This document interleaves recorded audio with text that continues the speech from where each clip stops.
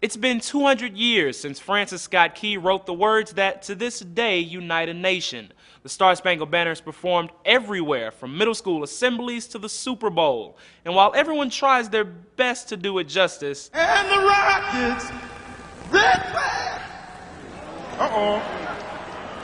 I'll make up for it now. there are some performances that just stay with us.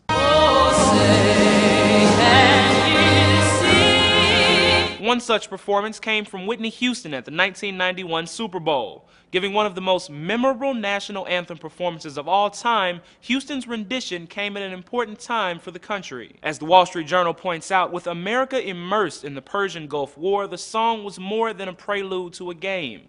It spoke to a nation. The electric performance was so popular, Houston's record label put it out as a single, and upon its release, it climbed to the top 20 on the Billboard charts. Billboard's magazine editor tells ABC it may well be, with the exception of her version of Dolly Parton's I Will Always Love You, the most remembered thing about her. But if there is a mark against Houston and her Super Bowl 25 Star-Spangled Banner, it's this. And you know, there was controversy about Whitney doing the national anthem and lip syncing. Which brings us to another famed performance, which, unlike Houston's rendition, was live and remarkably bizarre.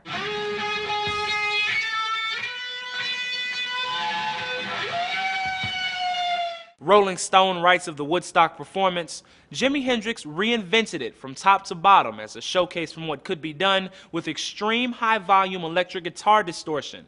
His riffs often interpreted as mimicking weapons, explosions, and bombs dropping from the sky. In the song's 200-year history, it wasn't until the last 50 years or so that musical artists began putting their own signature on the classic ballad, which was not always well received. As NBC notes, some thought it was brilliant, others considered it disrespectful. And while Hendrix's performance received harsh criticism and left members of the audience clearly stunned, it is certainly one of the most iconic versions of the 200-year-old anthem. Marvin Gaye took his turn at the Star-Spangled Banner in 1983, but not the way anyone imagined. The Motown legend shocked the audience and the nation with his soulful rendition.